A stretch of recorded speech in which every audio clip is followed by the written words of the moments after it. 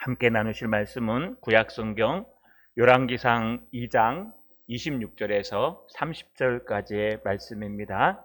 구약성경 512페이지에 있습니다. 열왕기상 2장 26절에서 30절까지의 말씀입니다. 구약성경 512페이지에 있습니다. 우리 찾으셨으면 구약성경 512페이지 열왕기상 2장 26절에서 30절까지의 말씀을 제가 한 절, 여러분이 한 절, 30절은 같이 읽겠습니다. 왕이 제사장 아비아달에게 이르되 내 고향 아나돗으로 가라. 너는 마땅히 죽을 자로되 내가 내 아버지가 다윗 앞에서 주 여호와의 궤를 메었고 또 내 아버지가 모든 환난을 받을 때에 너도 환난을 받았은즉 내가 오늘 너를 죽이지 아니하노라 하고.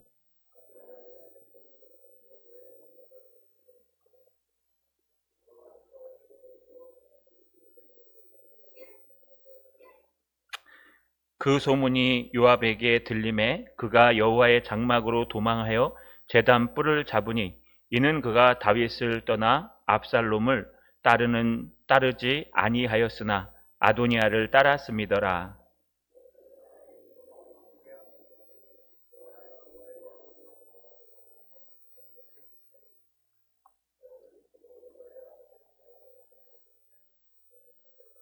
같이 읽겠습니다.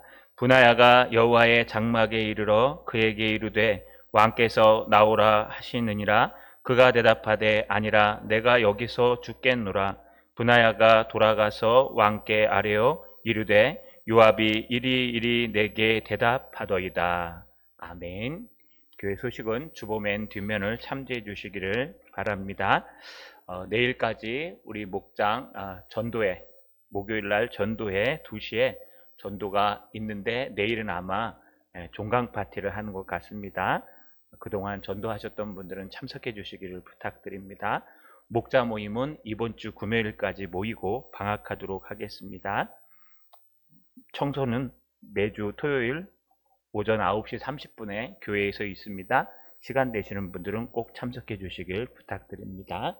우리 손을 들어 하나님 앞에 인사하겠습니다. 말씀대로 살게 하옵소서. 좌우로 인사합시다. 말씀대로 살아 복을 이룹시다. 무엇이든지 사시면은 아마 매뉴얼이라는 책자를 주실 겁니다. 그 책자를 열심히 읽으면 그걸 만든 사람들이 이 기계를, 이 식품을 어떻게 사용하는지에 대해서 여러분 잘 알 수가 있습니다. 음식에도 매뉴얼이 있는 것 아십니까? 저도 당뇨에 걸려서 많은 음식들에 대해서 알아보고 또 생전 읽어보지도 못했던 책들을 읽어보고 했습니다. 그 중에 하나가요, 홍삼이라는 거 알고 계시죠? 홍삼이라는 것이 있는데 원래 혈압이 높거나 당이 있는 사람들은 삼을 먹으면 안 된답니다. 그것이 한순간 혈압을 올리거나 또는 당을 갖다 올리기 때문에 삼을 먹으면 굉장히 위험합니다.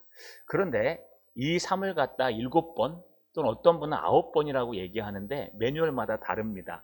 이것을 삶고 7번이나 9번 말려가지고 가루로 내든지 아니면 그걸 갖다가 여러분 약재에 사용하면 그것은 혈압 있는 사람에게 엄청 좋아지고요. 당이 있는 사람에게도 큰 효과가 난다고 합니다.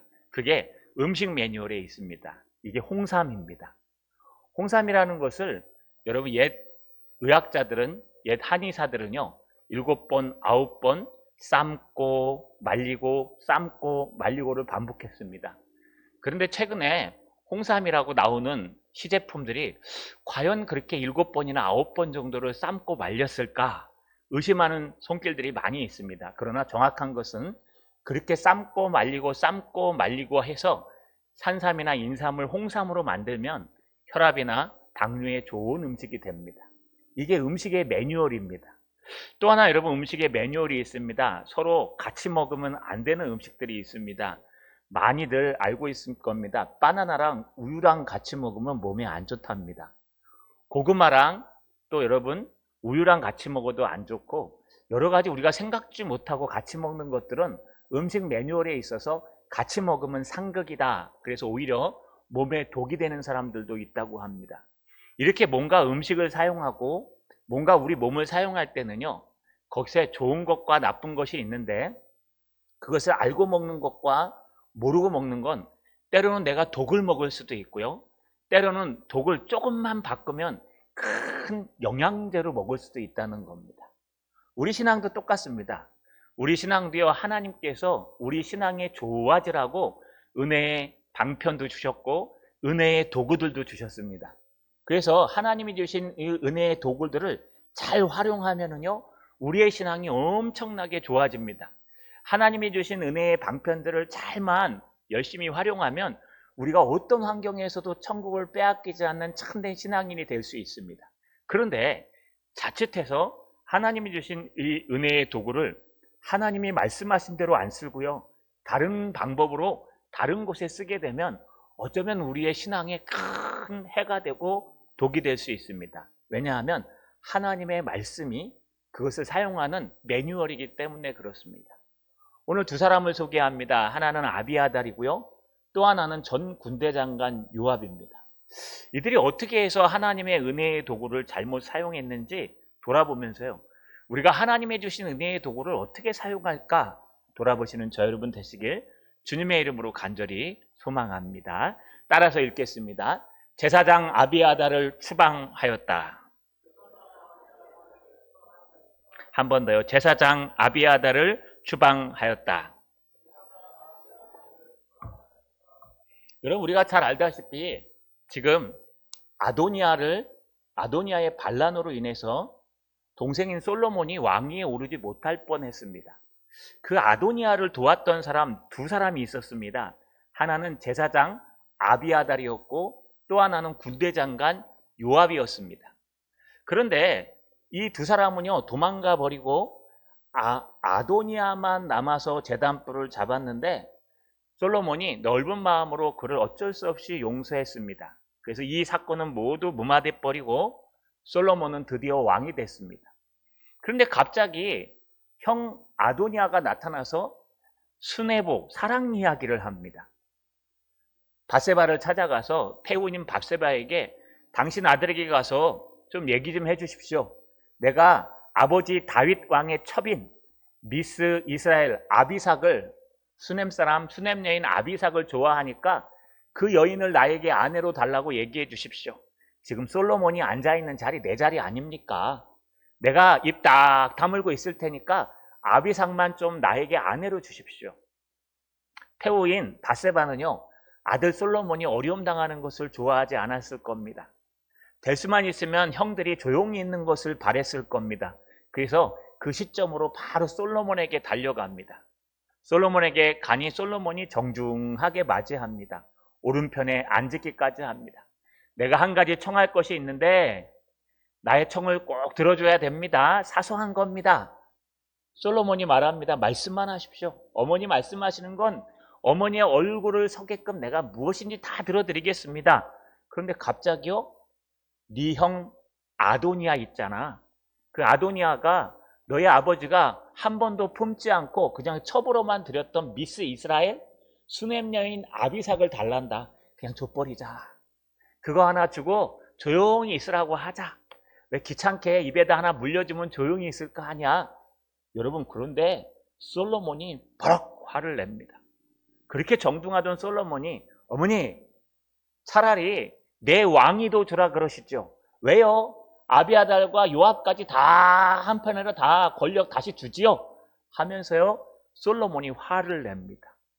솔로몬이 이중인격자일까요? 그게 아니었습니다. 우리가 신학적으로 살펴볼 때 분명히 아도니아가 아버지의 첩이었던 수넴 여인 아비삭을 달라는 것은 그냥 순수한 사랑 이야기가 아니라 그 아비삭을 취함으로 말미암아 압살롬이 자기 아버지 다윗 왕의 첩을 취한 것처럼 그런 모욕을 주고 그 대의 왕권을 끊으려고 했던, 자기가 왕이 되려고 했던 그런 모습이었습니다.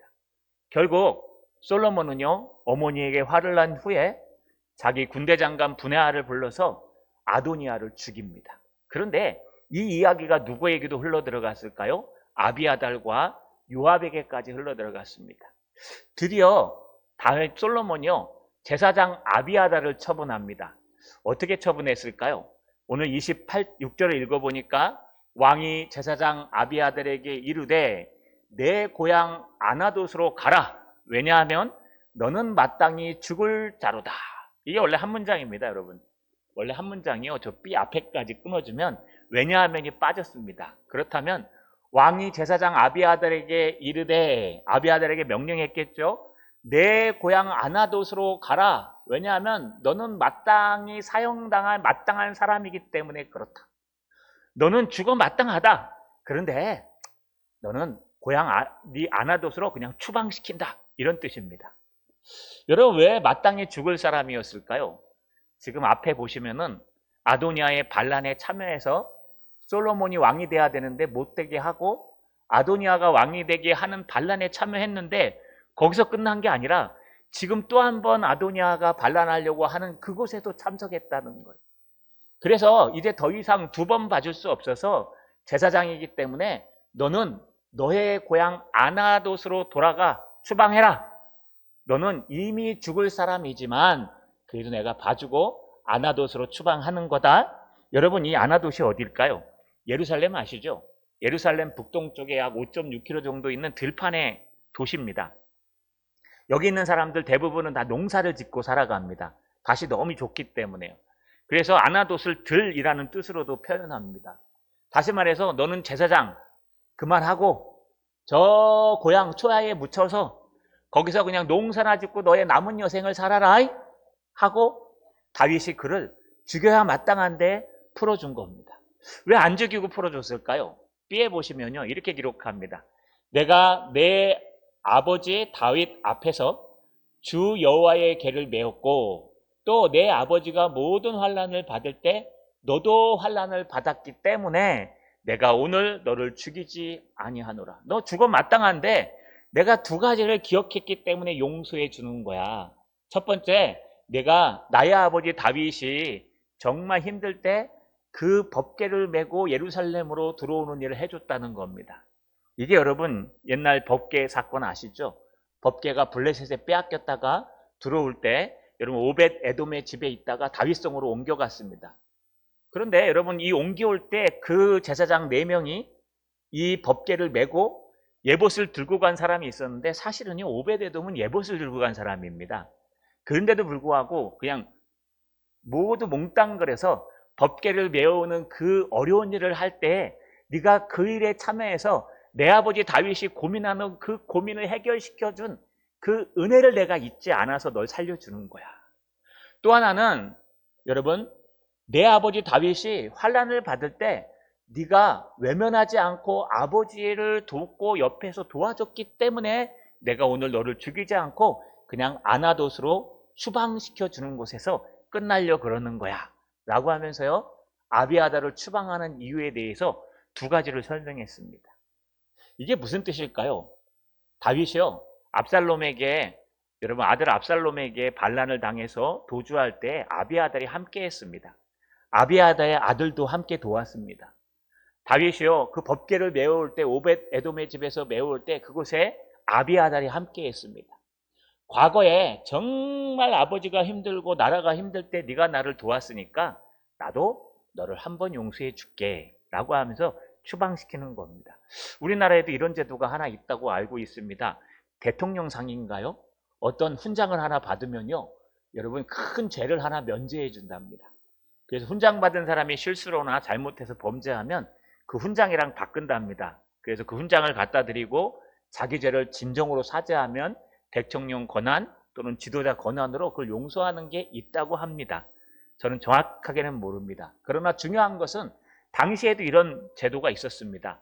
왕이 왕명으로 죄를 하나 사해 줄 수 있는 바로 그런 것들이 이 아비아달에게 있었다는 겁니다. 아비아달은 대제사장입니다.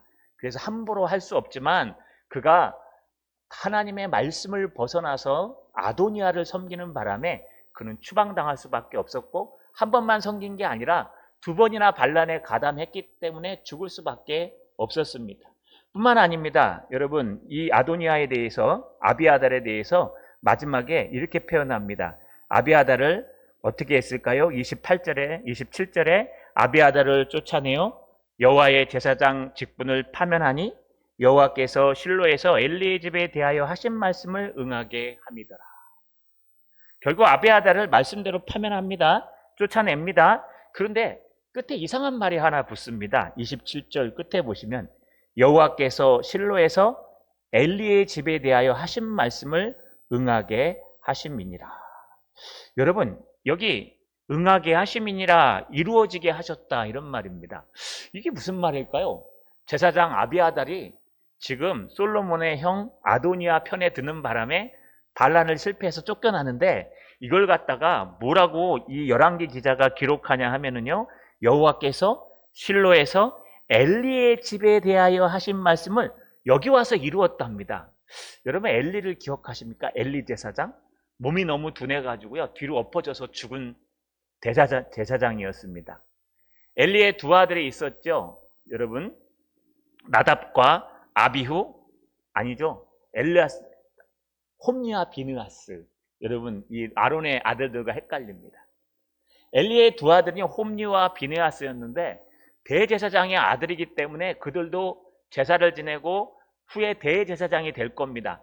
그런데 그들이요, 얼마나 불경건했는지 하나님께서 구별하라 그러는 것 갖다가 구별하지 않고, 또 여러분 드린 재물을 갖다 삶아 먹어야 되는데 그걸 갖다가 여러분 삼겹살처럼 거먹고, 여러분 온갖 만행들을 다 했습니다. 삼지창을 가져다가 삶는 고기를 갖다 푹 찔러 갖고 좋은 걸 꺼내가고 하나님 앞에 드려야 되는 모든 제사를 엉망으로 만들었습니다. 결국 이 홈리와 비느하스는요, 블레셋 전투에서 죽습니다. 두 아들이 죽었다는 소식을 듣고 엘리는요, 그를 기다리다가 뒤로 엎어져 갖고 몸이 둔해서 그냥 그 자리에서 즉사합니다. 근데 그 이전에 누가 등장하냐 하면요, 사무엘이 등장합니다. 사무엘이 이 엘리 제사장에게 맡겨집니다. 그런데요, 사무엘이 자고 있는데 하나님이 부르십니다. 사무엘아, 사무엘아. 세 번째 부르셔서 가니까요, 세 번째 이 엘리가 다음에 부르면 하나님, 제가 여기 있습니다 라고 얘기해라. 그랬더니 하나님 앞에 또 다시 부르시니까요, 이 사무엘이 주님, 제가 여기 있나이다 말씀하옵소서. 그러니까 엘리의 집안이 망할 것이라고 예언하십니다. 그게 사무엘상에 등장합니다. 사무엘이 어렸을 때 예언받은 그 예언이 뭐냐? 저 엘리의 집안이 망할 것이다. 여러분, 그런데 사무엘상 2장에 등장하는 그 엘리의 집안이 망할 것이다 라는 얘기가 오늘 열왕기상 2장에서 이루어졌습니다. 여기 등장하는 대로 여호와께서 실로에서 엘리의 집에 대하여 하신 말씀을 응하게 하심이더라. 그럼 다시 얘기하면요, 제사장 아비아달은 누구의 자손입니까? 엘리의 자손입니다. 그럼 엘리의 자손은 누굴까요? 제사장. 여러분, 이때 제사장 아무나 세울 수 있었을까요? 못 세웁니다. 하나님이 아론의 반차를 따고 아론의 족보에서 제사장들을 세웠습니다. 여러분, 모세의 형 아론이 네 아들이 있었습니다. 나답, 아비후, 엘리아살, 이다말. 근데 나답과 아비후는요, 다른 불을 드리는 바람에 불에 타 죽었습니다. 그래서 두 명만 남았는데 셋째가 엘르아살, 넷째가 이다말입니다. 그런데 여러분, 이다말로부터 나온 게 엘리입니다. 엘리부터 나온 게 이 제사장 아비아달입니다. 그러면 여러분, 엘르아살 셋째 아들로부터 나온 사람이 누굴까요? 여기 등장하는 사독입니다. 사독. 그래서 다윗 시대에요, 제사장이 두 명 있었는데 대제사장이, 하나는 아론의 넷째 아들 이다말로부터 나온 엘리의 족보의 이 아비아달이었고요, 또 하나는 엘리에셀, 아론의 셋째 아들 엘리에셀부터 나온 사독이라는 사람이었어요. 이 두 제사장 체대가 가다가요, 여기서 끝났는 겁니다. 제사장 아비아달은요, 여러분, 그가 이제까지 잘 섬겨오다가 끝에 하나 삐끗해가지고 잘못 선택하는 바람에 아도니아 줄에 섰다가 결국은 그는 추방당하고 쫓겨났는데, 그의 잘못으로 분명히 쫓겨났는데 하나님은 뭐라고 말씀하시냐? 그거 네가 잘못한 것만으로 끝난 거 아니다. 여호와께서 엘리의 집에 저주를 내렸던 그 저주가 너에게서 이루어진 것이다 라고 말씀하시는 겁니다. 이거 우리가 신학적인 용어로 뭐라 그러냐면 허용이라고 얘기합니다. 여러분, 하나님의 말씀은 축복도 이루어지지만 저주도 이루어집니다. 하나님의 말씀은 네가 이거 이렇게 절제하고 사랑하고 이렇게 구제하고 살면은 내가 천대까지 너에게 복을 줄게. 근데 실제 따져보면 하나님이 천대까지 복을 주시는 거예요. 그러나 네가 하나님을 섬기지 아니하고 부모를 공경하지 아니하고 이렇게 살면 네 3대째 망할 거야 라고 얘기하지 않습니까? 그럼 실제로 3대가 망하는 겁니다. 하나님의 말씀은 축복만 있지 않고 저주도 있는데요. 여러분, 이 축복의 말씀이든 저주의 말씀이든 때가 되면 틀림없이 이루어집니다. 보십시오. 엘리의 때, 사무엘 때에 일어났던 그 저주가요, 지금 다윗이 죽고 나서 솔로몬이 왕이 됐을 이때에 이루어졌다는 건 수십 년이 지났다는 얘기입니다. 하나님의 말씀은 틀림없이 이루어집니다. 축복도 이루어지지만 하나님의 말씀에 저주도 함께 이루어집니다.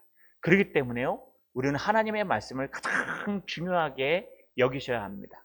말씀을 붙드는 저 여러분 되시길 주님의 이름으로 간절히 축원합니다. 따라 읽겠습니다.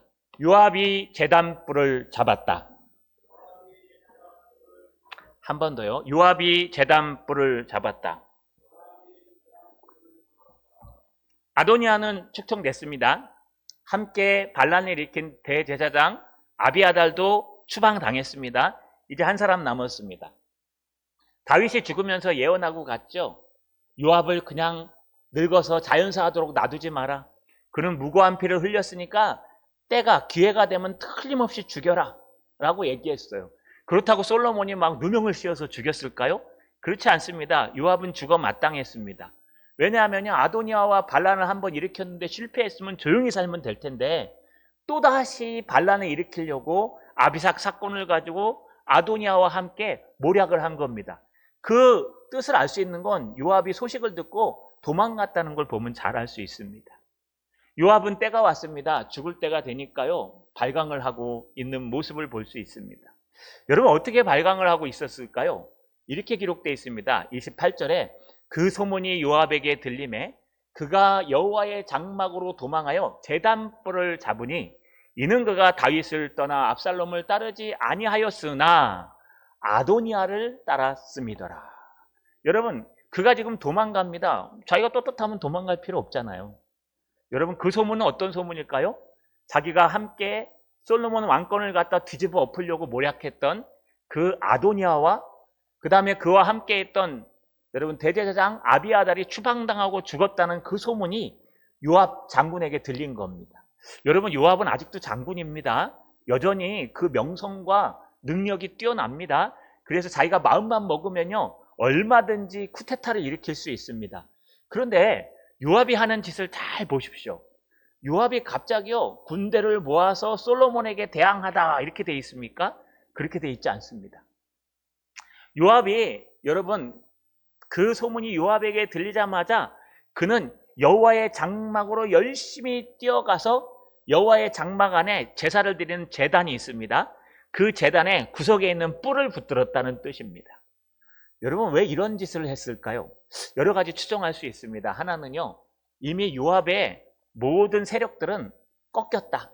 반란을 일으키려다가 실패했기 때문에 꺾였을 것이다.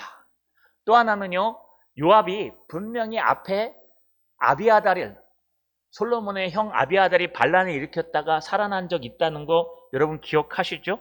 제가 전에 한번 열왕기상 1장 50절 설교할 때 여러분 아비아달 아도니아가 살아난 방법을 설명드렸습니다.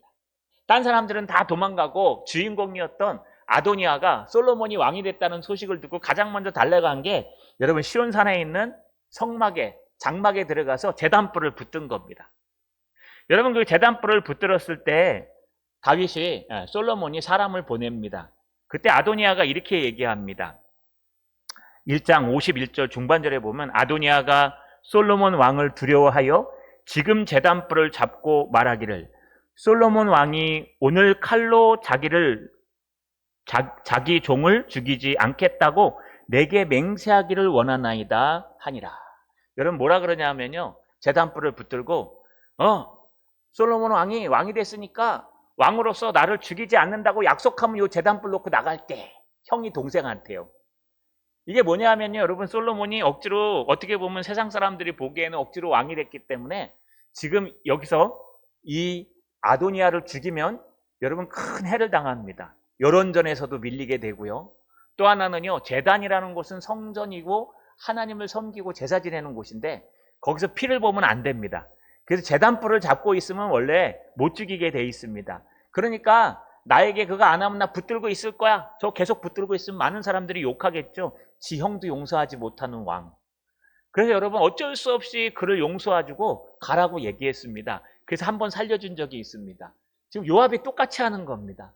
요압이 내가 가진 힘을 가지고 들고 일어나서 솔로몬을 한번 받아서 왕권을 뒤집어 엎든지, 그게 실패하면은 여러분 내 목숨이라도 살리기 위해서 아도니아, 이름이 죽었지만 아도니아가 했던 것처럼 열심히 뛰어서 제단불을 붙들고 용서해달라고 회개하면 되는 겁니다. 그래서 제단불을 찾아간 겁니다. 근데 그 이유에 대해서 이는 그가 다윗을 떠나 압살롬을 따르지 아니하였으나 아도니아를 따랐음이더라. 아비아달과 똑같은 제목으로 그는 지금 가서 제단불을 잡았습니다. 그런데요, 이 소식이 지금 누구에게 들려오느냐? 29절 상반절에 보면 어떤 사람에게 들려옵니다.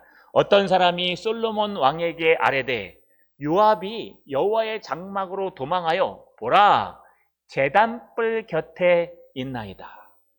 여러분 왜 여기서 이렇게 끊었냐 하면요, 하나님의 말씀이 여기서 끊어지는데요, 지금 어떤 사람이 누군지는 모릅니다. 중요한 것은 아마 이 솔로몬의 소식통, 솔로몬 편에 선 군사 중에 하나일 겁니다. 근데 이 어떤 사람이요, 지금 요압이 그 소문을 듣고 열심히 뛰어가가지고 여러분 시온산에 있는 장막에 들어가서 제단불을 붙들고 이제 도망하지 않겠다고 쭉 붙들고 있는데, 어떤 사람이 그 모습을 보고 열심히 솔로몬 왕에게 뛰어와서 이제 가르쳐주는 겁니다. 근데 뭐라 그러냐? 왕이시오, 요압이 여호와의 장막으로 도망해서 보십시오, 제단 곁에 있습니다. 이게 여러분 이 보라라는 단어를 전에 말씀드렸죠. 힌내니 또는 힌내라고 하는데 이 감탄사입니다. 보십시오, 어이구 보십시오, 이런 일이 있습니다. 이 뜻은 뭐냐? 이 어떤 사람이 소식통인데 전령인데 이 사람이 깜짝 놀랐다는 거예요. 요압이 저렇게 할 줄 몰랐다고. 요압이 만약에 이런 상태면요, 요압이 지금 군대를 일으켜서 솔로몬을 치러 오든지 아니면 말을 타고 멀리 도망을 가든지 아니면 여러분이 어떤 수를 써서라도 요압 같으면 여러분 자기 밑에 모든 사람들도 있고 실력도 있을 텐데 요압이 엉뚱한 짓을 합니다. 요압이요, 군대를 일으켜서 오기는커녕 오히려 여러분 제단으로 달려가서 하나님 앞에 신실하게 서지도 않았던 자가 갑자기 제단불을 붙들고 살려달라고 제단불 곁에 아도니아처럼 무릎 꿇고 뿔을 잡고 앉아있다는 뜻이에요. 이 어떤 사람이 가서 보고하면서 왕이시여, 기가 막힌 일이 있습니다. 왕이시여, 기가 막힌 일이 있습니다. 뭔데? 아니요, 요압이 저럴 사람이 아닌데 갑자기 머리가 좀 이상해진 것 같아요. 갑자기요 제단으로 달려가갖고 제단 뿔을 잡고 있어요. 보십시오, 제단 뿔 곁에 있습니다 라고 보고하는 겁니다. 저 여러분 왜 제단 뿔을 잡았을까요? 이게 요압의 오판입니다. 요압이 실수한 겁니다. 요압이 여기서 할 수 있는 건요, 말 타고 빨리 도망가야죠. 물론 하나님께서 이루셨기 때문에 도망가다 죽을 겁니다. 그럼에도 불구하고 여러분 제일 좋은 방법은 말을 타고 그 나라를 벗어나든지 아니면 자기가 있는 그 뒤에 있는 자기 동생들과 많은 군대 장관을 일으켜서 여기서 쿠데타를 한번 일으켜서 피바람을 일으키든지 여러분 뭔가 큰 일을 해야 되는데 오늘 요압은 전혀 이상한 짓을 합니다. 그런 거 아무것도 안 하고요, 걸음아 나 살려라 하면서 제단으로 달려가서 아도니아가 잡았던 뿔을 잡은 거예요. 왜냐하면 아도니아처럼 자기도 살 수 있을까 싶어서 착각한 겁니다, 순간에. 그러니 전령이 갖다 보내주면서 왕이시오, 요압이 좀 이상해요. 상상도 못하는 짓을 했어요. 무슨 짓인데 갑자기 미련하게요 제단불에 가서 제단불을 붙들고 있어요. 그걸 가르쳐주는 겁니다. 여러분 제단불이라는 건요 원래 저렇게 쓰라고 준 거 아닙니다. 제단불에 대해서 성경은요 출애굽기 21장 12절과 14절을 잘 읽어보시면요, 제단불은 억울하게 사람을 부지불식 중에 죽이거나 실수로 죽인 사람들이 보복당하지 않기 위해서 여러분 제단뿔로 달려가서 뿔을 붙들고 있으면 그의 모든 원한과 잘못됨을 들어본 후에 제사장이 결정할 수 있었습니다. 또한 여러분 도피성도 아시죠? 제단뿔이 도피성과 같은 역할을 했습니다. 또 신명기 19장 11절과 13절에 보시면 오히려 제단 뿔을 잡거나 도피성으로 피했더라도 그가 고의적으로 사람을 죽인 게 발견되면 내어주라고 되어 있습니다. 죽이든지 내어주라. 그러니까요, 아무렇게나 제단 뿔에 달려가서 무조건 뿔을 붙든다고 해서 다 용서함 받는 게 아닙니다. 그런데 요압은 지금 잘못 알고 있습니다. 왜 잘못 알고 있냐? 여러분, 솔로몬의 형 아도니아가 제단 뿔을 붙들고 용서함을 받았으니 나도 똑같이 뛰어가서 제단 뿔을 붙들면 싸울 필요 없이 용서함을 받겠구나. 아도니아 그것 때문에 용서해 준 게 아니고요. 아도니아는 그 상황이 용서할 수밖에 없는 한 기회를 더 준 것뿐이었습니다. 여러분, 이게 제단뿔이라는 것은 원래 하나님께서 우리에게 용서의 상징, 힘의 상징으로 주신 제단 옆에 있는 뿔의 모양입니다. 이거는요, 붙들라고 한 것은 나의 억울함을 용서해 주시고 나를 용서해 달라고 붙드는 것인데, 지금 요압은요, 전혀 다른 방법으로 이 제단뿔을 붙들고 있는 것을 볼 수 있습니다. 제단뿔은 원래 이렇게라고 쓰라고 준 게 아니라 정말 내가 억울하고 용서함 받고 회개하고 하나님 앞에 돌아오고 신앙으로 더 가까이 가기 위해서 붙들라고 주신 것인데, 이 요압은요 전혀 다른 방법과 다른 목적으로 그것을 붙드는 바람에 제단뿔의 효력이 전혀 없는 사람, 뒤에 가면 죽게 된 것을 볼 수 있습니다. 우리도 똑같습니다. 우리 인생을 살다 보면은요, 하나님이 주신 제단뿔들이 있습니다. 이걸 우리는 은혜의 방편 또는 은혜의 도구라고 얘기합니다. 은혜의 방편은 뭘까요? 말씀, 기도, 성례인데 예배라 그랬습니다. 여러분, 말씀, 기도, 예배는요, 개인에게 주신 은혜의 방법입니다. 내가 하나님 앞에 은혜를 받는 방법. 그래서 말씀을 열심히 읽고 하나님 앞에 시간 내서 작정으로 기도하고 또 예배 때마다 참석해서 하나님 앞에 예배드리고, 그러면 하나님이 우리에게 은혜를 주십니다. 이건 은혜의 방편이에요. 근데 은혜의 도구들이 있어요. 여러분, 예배를 어디서 드릴까요? 집에서 드리시면 아마 힘드실 겁니다. 뭐 유튜브로 드린다 그래도 누워서 드리면 은혜가 안 될 겁니다. 집에서 드리는 것과 교회 나와서 드리는 것은 하늘과 땅 차이일 겁니다. 그래서 예배 드릴 수 있는 이 교회나, 여러분, 우리가 모든 조직이나 교회 안에 있는 이 모든 것들, 뭐 전도팀도 똑같고요, 청소팀도 똑같고, 이게 은혜의 도구입니다. 하나님께서 여러분에게 봉사해서 은혜 받으라고 이 청소팀도 팀이라 그러면 안 돼요. 청소하시는 분도 주시고, 또 우리 목자도 그래서 주셨고, 또 교회도 그런 의미에서 주셨습니다. 그렇기 때문에 이 은혜의 도구를 우리가 참 활용하면은요, 우리가 엄청난 큰 은혜를 받고 하나님 앞에 복 받고 하나님 앞에 큰 성령의 은혜를 받을 수 있습니다. 그런데 이것을 잘못 붙들면 문제가 되기 시작합니다. 하나님의 교회가요, 하나님의 일을 하지 않고 세상 회사처럼 변해가고 세상 회사가 하는 일처럼 이윤을 남기고 이 땅에 머문 사람들을 도와주는 일은 좋지만 다른 일을 한다면, 여러분, 우리는 은혜의 도구를 오용하는 것과 똑같습니다. 요압이 제단뿔만 잡으면 무조건 될 수 있다고 생각하는 것과 똑같습니다. 청소나 전도도 똑같습니다. 우리 지금은 전도팀이나 청소팀이 아무도 그런 분이 없습니다. 근데 어떤 교회 가보면요, 여러분, 이게 유세가 되기도 합니다.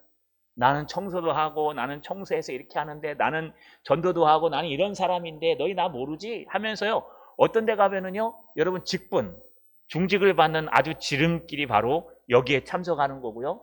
또 어떤 데 가면요, 그 목적이 딴 데 있기 때문에 그냥 하나의 조직이 될 수도 있다는 겁니다.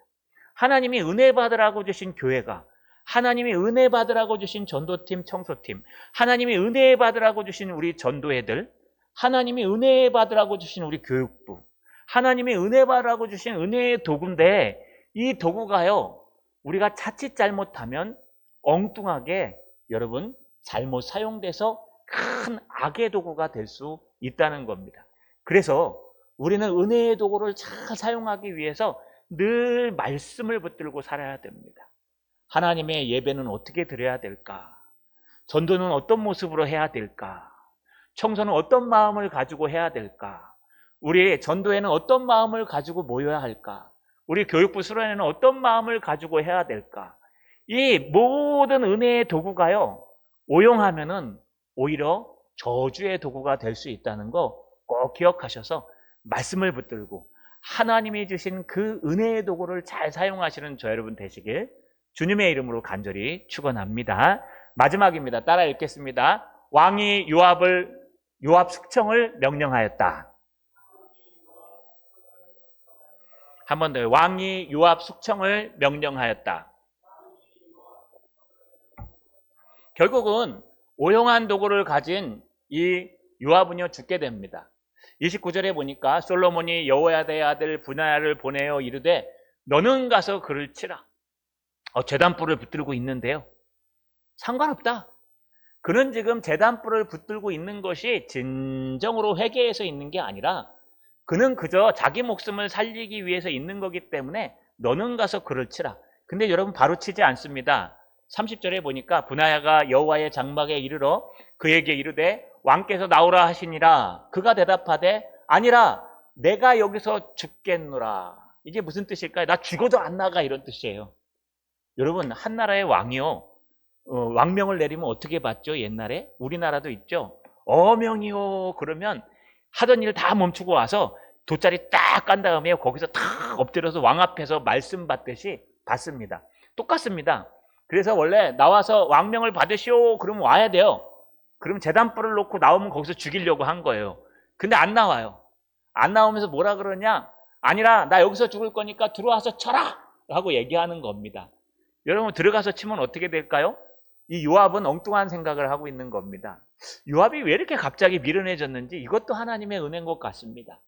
여러분 여기서 들어가서 치면은 저기는 제단이고 하나님 앞에 제사 지내는 곳이기 때문에 저기서 살인을 하면 안 됩니다. 그래서 아마 그것 때문에 나 못 죽일 거야.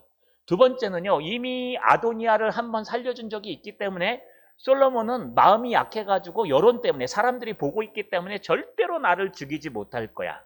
세 번째, 어떤 신학자는 뭐라 그러냐? 제단 곁에서 죽으면은 하나님의 나라에 가기가 쉬울 거야.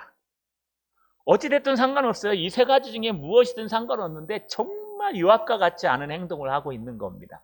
그래서 어떤 사람이 가가지고요, 보십시오, 요압이 잠깐 이상해요. 지금 요압이요 갑자기 제단불을 갖다 붙들고 있어요. 잠깐 뭐가 이상해진 것 같아요. 머리가 약간 멍해진 것 같아요. 머리가 안 돌아가는 것 같아요. 여러분 왜 그랬을까요? 하나님께서 그렇게 만드신 겁니다. 똑똑하던 사람이요 갑자기 미련해질 때가 있습니다. 똑똑해서 일을 잘 처리하다가 갑자기 결정적인 순간에는 왜 그런지 모르는 그런 사람들이 있어요. 왜 그럴까요? 그것조차도 하나님이 역사하는 겁니다. 왜 그랬을까요? 요압이 오판하도록 하나님이 허용하신 겁니다. 요압이 미련하도록 하나님이 허용하신 거예요. 안 그러면 요압이 망명해가지고 다른 나라 군대 장관이 돼보십시오. 그러면 이 솔로몬에게 엄청난 해를 가합니다. 왜냐하면 하나님의 나라 이스라엘이 어떤 데 약점이 있고 어떤 데 강점이 있고 어떤 사람을 포섭할지 다 알고 있기 때문에 여기서 요압이요 아주 똑똑해서 망명하거나 자기 군사를 데리고 일어나서 솔로몬을 쳤더라면 피바람이 일어났을 겁니다. 수많은 사람이 죽었을 겁니다. 그런데 하나님이 그의 악한 마음을 한순간 허용하니까 그렇게 똑똑하던 요압이요 미련해져서 제단불을 잡고 씨름하고 있는 모습을 볼 수가 있습니다. 왜 그럴까요? 신앙으로 서고 말씀으로 서지 않았기 때문에 결국 요압은요 숙청당하고 죽게 됩니다. 말씀을 마치겠습니다. 여러분 우리 똑같습니다. 하나님의 은혜의 도구들이 있습니다. 하나님이 우리에게 주신 은혜의 도구들. 은혜의 방편과 도구는 다른 겁니다. 은혜의 방편은 말씀, 기도, 성례 또는 예배라고 말씀드렸습니다. 이건 개인의 도구기도 합니다. 그러나 하나님이 주신 은혜의 도구들이 있습니다. 교회, 또 전도팀, 또 청소팀, 전도회, 교육부, 직분, 이 모든 것은요 하나님이 우리에게 주신 은혜의 도구입니다. 이 은혜의 도구를요 하나님의 말씀에 따라서 잘 사용하면 우리에게 엄청난 큰 은혜와 역사가 일어납니다. 그러나 여러분 하나님의 말씀이 없이 사용하면 요압처럼 때로는 그것 때문에 우리가 걸려 넘어지는 미련한 사람들이 될 수도 있다는 겁니다. 저 여러분 홍삼 말씀드렸죠? 홍삼, 삼이라고 다 좋은 거 아닙니다. 인삼을 잘못 먹으면 혈압 있는 사람이나 저처럼 당뇨 있는 사람에게는 아주 치명적인 독약입니다. 하지만 허준이 전해준 것처럼 이 홍삼물이요 7번 또는 9번 삶았다 말리고 삶았다 말려서 여러분 인삼을 홍삼으로 만들어 먹으면 그렇게 기력에 좋고 당에 좋은 것이 없다고 합니다. 이게 음식의 매뉴얼입니다. 우리 똑같습니다. 하나님이 주신 은혜의 도구인 교회, 이 조직들, 모임들, 우리 친구들, 여러분 하나님의 말씀대로 그 목적을 가지고 잘 활용하고 잘 기도하고 교제하면은요, 이것보다 더 좋은 신앙의 은혜는 없습니다.